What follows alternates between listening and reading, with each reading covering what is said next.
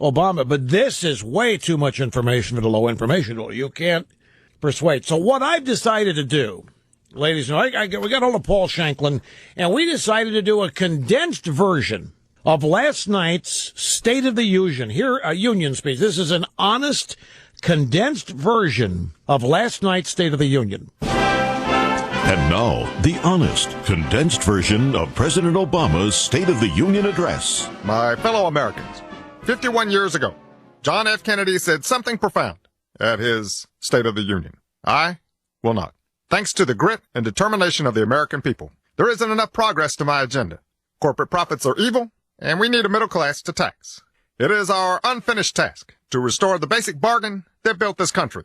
The idea that if you work hard, you can get ahead no matter what you look like, or how you sneaked in, or who you love in a cheap motel, or whether you have a thing for feathers, high heels, or wigs with bangs. Now, the American people don't expect us to solve every problem. I haven't solved any, so don't worry. But they do expect us to put the nation's interest before our party. You first. In 2011, Congress passed my plan to have sudden, harsh, arbitrary cuts, called a sequester, that would jeopardize our military readiness and would most certainly slow our recovery and cost us hundreds of thousands of jobs. So let's set party interest aside and work to pass a solution to end this sequester crisis I manufactured right here in America. The biggest driver of our long-term debt is old people. The Unaffordable Care Act is slowing their access to medical care, but not fast enough. We must do more. Now, our government shouldn't make promises we can't keep, but we must keep the ones we already made, unless it was to turn a budget in on time after 4 years. And every day, I ask myself 3 questions about this nation. How do we attract more jobs to our shores? How do we equip our people with skills they need to get those jobs? And how do we make sure that hard work leads to a decent living? Well, how do we? We now produce more oil and gas right here in America. So we must do more to combat climate change. And if Congress won't act, I will do what I want, whenever I want. Why does Congress even exist? We need more infrastructure, like roads and bridges. Sorry, I couldn't help myself.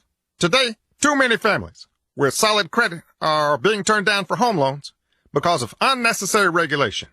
And I just now noticed. So, free preschool for everybody. Now we all know what needs to be done. Send me a comprehensive immigration bill in Spanish, and I will sign it. There are still places in America where you can't get ahead, like Chicago. America will run away in Afghanistan and declare victory no matter what happens. Today, the organization that attacked us on 9/11, no, not Benghazi, the other 9/11, is a shadow of its former self. Cyber attacks are bad. There are many places where people live on little more than $1 a day. Ask my brother George. Now women deserve combat duty. And honestly, people, just give up your guns and we'll protect you about as well as we can protect a small child on a playground in Chicago where they have plenty of gun control already. And in closing, my fellow Americans, we are citizens. Honest. I have the birth certificates for both of us. God bless you, and God help the United States of America, because I won't. Thank you. And there you have it, my friends, our State of the Union condensed version for those of you who missed it last night. No, I'm being entirely serious. Snerdley is scratching his head. So what are you up to? I'm not up to anything. I'm telling you exactly how this speech was perceived last night. A majority of Americans, depending on where you look, either do or don't like Obama's policies, but they really like the speech, and they like that he's working on this stuff. They like that he's attacking a deficit. They like that he's fixing health care. They like that he's doing all that, and they hope everybody works together on it.